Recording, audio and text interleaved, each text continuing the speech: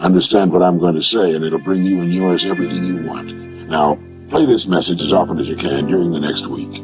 Fix your plans firmly in your mind, and relax. You can have what you want. You need only make up your mind. Let's talk about money. Men and women have been concerned about money since the first coin was fashioned in Asia Minor about 700 BC. You might say that money's like good health, in that we're concerned about it to the extent that we don't have it.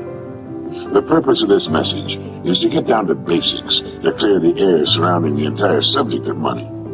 To do this, I'm going to have to get absolutely elementary, and while you may already know most of the things I'm going to say, I think it's important that we remind ourselves just exactly what money is, how much of it is enough, and how to earn the amount of money you need to live the way you want to live now and in the important future years.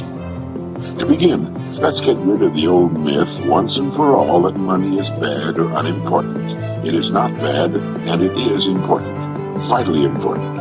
It's just as important as the food and clothes it buys, the shelter it affords, the education it provides, and the doctor's bills it pays. Money is important to any person living in a civilized society. To argue and split hairs to the effect that it's not as important as other things is absurd. Nothing will take the place of money in the area in which money works. That's all there is to it. What is money? Money is the harvest of our production. Money is what we receive for our production and service as persons, and which we can then use to obtain the production and service of others. We can quite often accurately gauge the extent of our production and service by simply counting the amount of money we receive for it. You will still hear people say, money won't bring happiness. The earning and possession of money has brought a lot more happiness than has poverty. Money's a warm home and healthy children. It's birthday presents and a college education. It's a trip abroad and the means to help the older people and the less fortunate. We're not saying that piling up a lot of wealth is important. What we are saying is that money is important because it's the only reward which is completely negotiable and can be used by everyone. Look at it this way. A diamond is more valuable than a lump of coal, yet that's exactly what a diamond was at one time. And just as a lump of coal can be transformed into one of the world's most valuable objects, a human being can vastly increase his own value to the world. Try to remember this formula. The amount of money we receive will always be in direct ratio to the demand for what we do, our ability to do it, and the difficulty of replacing us. A highly skilled human being is worth more money in our economy than a person who is not highly skilled and who can be easily replaced. This is not to say that one person is any better than any other person. Remember that in this message we're only talking about money, nothing else. This is why there are few limitations on a person within his company and industry. His income will be an exact proportion to the demand for what he does, his ability to do what he does, and the difficulty of replacing it. That's why the whole idea of trying to get something for nothing is ridiculous and won't work. A top jockey will earn upwards of $200,000 a year, which will represent 10% of the winnings of the horses he rides. You might say riding a horse serves no useful purpose, but the demand is there, useful or not. It's the same with a star in show business. His or her income will very accurately reflect the demand for what he or she does.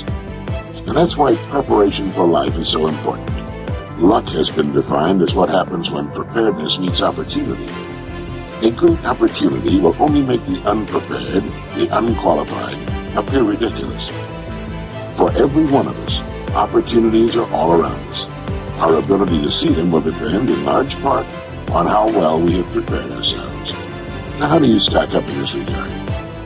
Now, while this may sound elementary, you'd be amazed at the number of people who want more money, but don't want to take the time and trouble to qualify for it. And until they qualify for it, there's no way on earth for them to earn it. It's like the person who wants a good-looking figure but doesn't want to stay on a diet long enough to get it. To 9/10 of the world's population, the average North American is already rich. There's a greater difference between the standard of living of most of the world's population and our average worker than there is between the standard enjoyed by our average worker and the richest man in the country. Our working man has just about everything the wealthiest man has, only smaller. He has a home, car, often two of them, Radio, TV, savings account, debts, they're just smaller. His food is as good and just as plentiful. His bed is just as comfortable. His home is just as warm in the winter. He has exactly the same amount of time, and just as much, maybe more, freedom. His life expectancy at birth is 70 years. For the rest of the world, on the average, it's less than 40.